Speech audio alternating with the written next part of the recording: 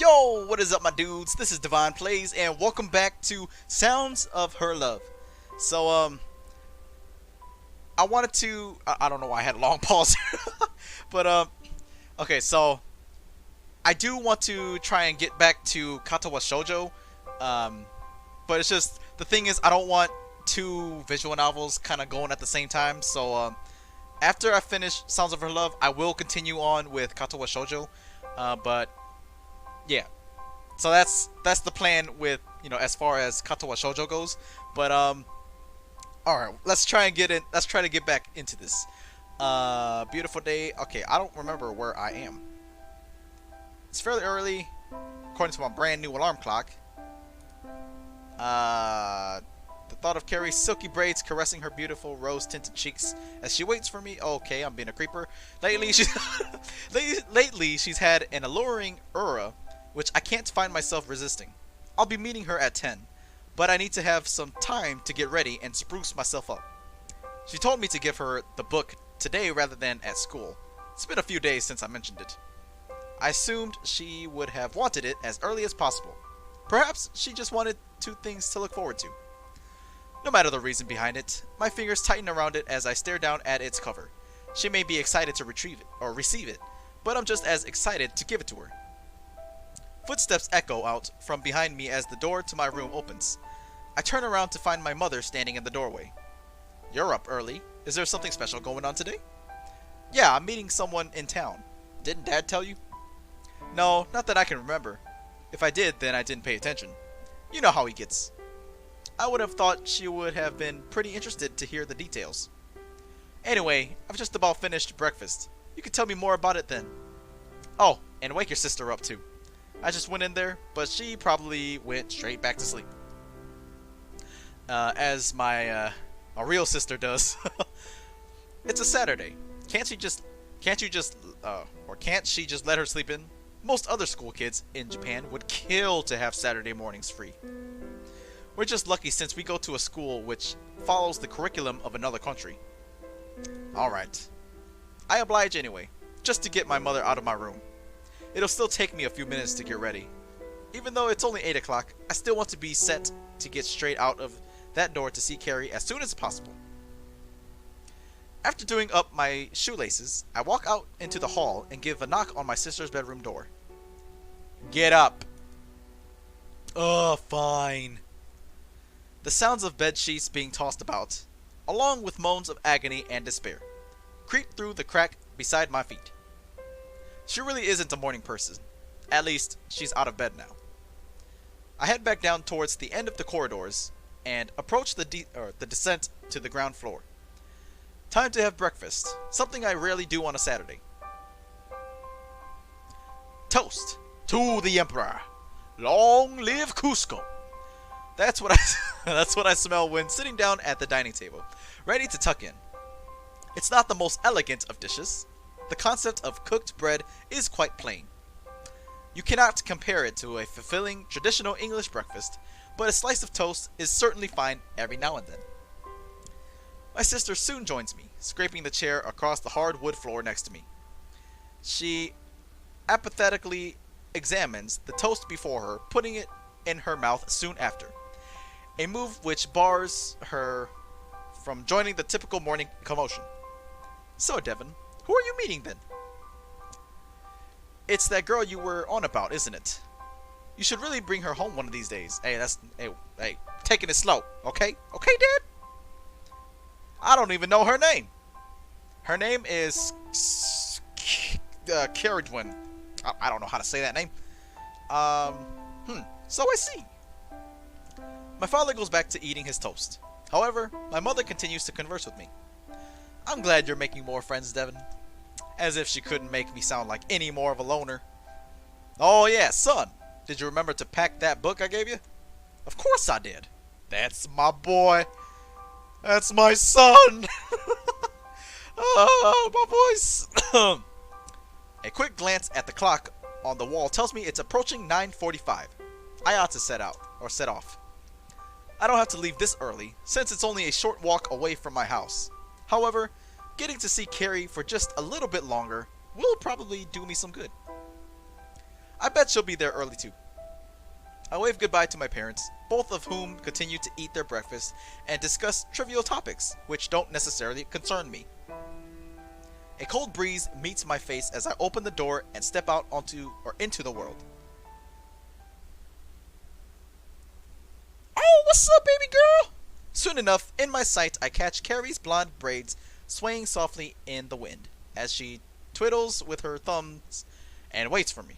Why can't I read? She hasn't noticed me approaching yet, but she soon will. I don't think I'll be able to cover her eyes and surprise her, like a creeper. As I approach her, something weird is made apparent. She is still wearing her school uniform, even though it's a Saturday. I have to admit, it does look good on her, but I was hoping to see her wearing something casual. Maybe I should ask her about it. She turns her head towards my direction and finally takes notice of me, looking visibly startled, even though I'm still nowhere near her yet. My hand glides through the wind as I wave to her, slowly but surely making my way beside her. Hey, Carrie, what's up?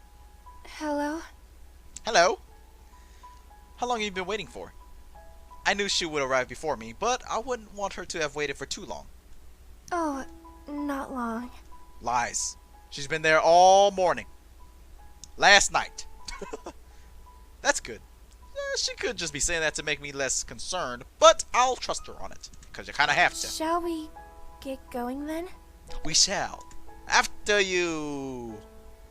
Carrie takes the initiative, and I give her a truthful response. Yes, I would love to. Carrie blushes at my answer. I really do want to go on this trip with her. Wait, Carrie. I'm not really sure whether this is a good time to give it to her, but it's agonizing to keep waiting. I really want her to have it. I have something to give you. Pulling the book out of my coat, I present it to Carrie in a similar fashion as when she presented hers to me. So like this. Like that. Maybe not in such a passionate way as she did, but the passion is certainly there within my fingertips. Carrie stands still, taken aback. She curiously peers towards the book, reaching out and tracing it with the tip of her index finger. Okay. She softly brushes mine in the process. Ooh. Going red after the surface of our fingers meet one another. Sorry. It's okay. Don't worry. You don't have to apologize. She looks up towards me, and our eyes meet. Forget I said what I almost said. Her amber irides, I think that's how you say that, shimmer in the morning light, which are too soon diverted back towards the book within my hands. Can I really have this? Yes, you really can. Of course, it's a present. You can keep it. My father has like millions of them at home. Carrie tightens her fingers around the book, once again brushing her smooth skin against mine. This time, she doesn't apologize. Ooh. However, she can't help but blush once more as her cheeks bloom like a rose in spring. How did you know I liked this author? Oh, the book you gave me, read the author, and I was like, hey, maybe she likes these books, and if she doesn't, well, then I don't know. Well, they wrote the book you gave me before. It was quite worn, so I assumed you've read it multiple times. Anyway, let's get going. We wouldn't want to miss the train. You're right. I am.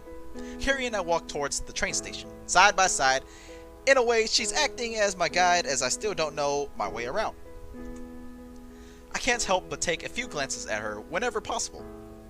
She herself does the same, peering towards me from time to time. Like this.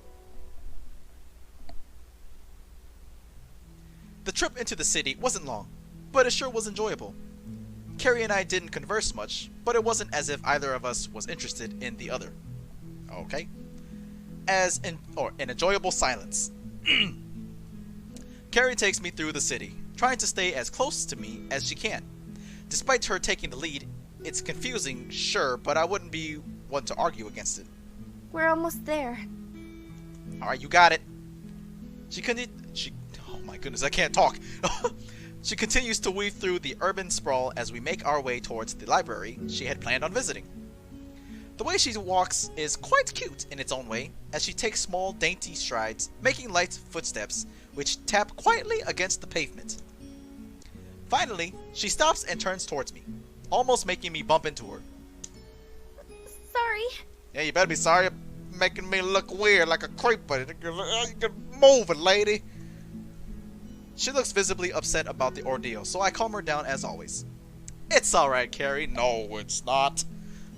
Okay. Anyway, we're here now. Sounds good. I look to my left to see a modern building with signage designating it as the town's public library. I think I said those words right. The exterior is fairly clean, so perhaps it is newly built. I preferred the old one. The stonework was pretty. Oh, I bet. Though, this one is good too. Oh yeah, it is. I don't know what I'm looking at. Carrie gives me her thoughts on the building, confirming my suspicions on the date of construction. It's no surprise. Urban areas are always changing. Shall we go inside? Sure. Sure. You should have brought your uniform. They give discounts to students. But I don't wanna. I like paying the full price. Not really. So that's why she's wearing it. Certainly it'd be simpler for her to say she is a student anyway. Though pretending to be a regular high schooler on the Japanese curriculum works too. Even though she looks far from it. I wasn't planning on buying any books anyway. Even if I wanted one, I'd take it out on a lease anyway. As a pair, we make our way inside the building. We are greeted to the warmth of the heating alongside the traditional smell of books you'd expect in a library. I just want to look around. I probably won't get anything. Then you didn't need to dress in your uniform, did ya? I have the one you gave me after all. Oh, you right. Carrie's cheeks glow a bright shade of crimson as she states the fact to me. Maybe the actual fact of the matter is that she wasn't just planning on going to the library, and she just wanted to invite me out. Well, it's a possibility. I want to do more with her, but just coming here is enough. Seeing her cute demeanor on the weekend is a treat in and of itself. Okay, so this chair that I'm sitting on is hurting my butt a lot. I need to switch chairs. Oh, now that feels way better. The two of us stroll through the library together, with Carrie taking me between the bookshelves as she scans for anything that might pique her interest. I can't help but watch her eyes dart from shelf to shelf as she looks keenly at the covers of each book. She finally reaches out towards something and gracefully clasps the book within her grip. Found something? It's a book about gardening. I like flowers, so I thought it would become another hobby. Oh, okay. How many hobbies does this girl have? We could get going now if you'd like. I can't find any books that would top the one you gave me.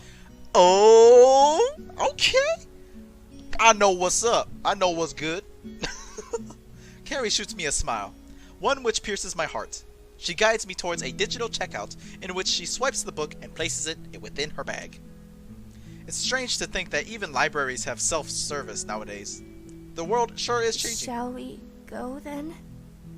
Yes, let's. We shall. Side by side, Carrie and I walk out of the library. Both the books in her bag cause it to sway as she takes step after step after step. We come to find ourselves outside of the library, since neither one of us had really planned on doing anything afterwards. My horoscope said today would be a good day. Oh, that's good. Your horoscope? For some reason, Carrie brings up her horoscope. Not that I mind, but it's a pretty abstract topic to bring up out of the blue. Well, was it? It was. Well, the day ain't over yet, so fingers crossed. Carrie eagerly exclaims the fact, causing herself to blush. Alongside her, I also go red. I would never have thought that I could have brought so much satisfaction to someone. When is your birthday anyway, Carrie? I ask her simply because I want to know more about her. If I don't know her birthday, how am I supposed to get her a present? My birthday? Yes, September the birthday. 3rd. I'm a Virgo. Not that I care. I'm just kidding. So her birthday wasn't even that long ago. Happy belated birthday. Thank you. You welcome. When's yours? Mine is... She wants to know my birthday as well. I may as well tell her. Tell Carrie your birthday. Oh, shoot! That actually went through. That actually went through. Oh, I was just joking. I didn't think that would go through, to be honest. I was just typing a bunch of random numbers. I was actually gonna type in my real birthday, but all right. I guess we're going with this. My birthday is on the 5456465465123. Oh, I'll add it to the calendar. I don't think you can, lady. I don't think that's possible. Speaking of phones, I really need a contact picture for Carrie. Well, I just want a photo of her, but still, like a creeper. Carrie, can I take a photo of you for your contact picture? What? What? Are you crazy? Carrie looks shocked at my statement and moves herself back slightly. But it doesn't stop me from bringing my phone up and taking the shot. Like a creeper. Her expression in the photo isn't a happy one, but she still looks pretty cute. Pretty cute. Cute? What the heck is a cute? I'll keep it. That's weird. I don't like having my photo taken. Yeah, you're getting on her bad side, Devin. Come on, you look good in it. Turning my phone's screen to face Carrie, I show her the photo. She still doesn't look particularly happy about it, but I don't think she's angry. Alright. I'll let you keep it. Cool beans, we got the only A-OK. because it's you. Oh, okay. Her statement takes me aback. Carrie herself seems pretty composed about it, albeit blushing slightly. Anyway, is there anything else you'd like to do? Anything else? I'm not sure. To the beach! I'm just kidding. Have you got any ideas? It's too late. Have I got any ideas? Well, I asked her since I couldn't really come up with anything myself, though with a bit of thought, it shouldn't be that hard to find something to do. Yeah. Have a look around town.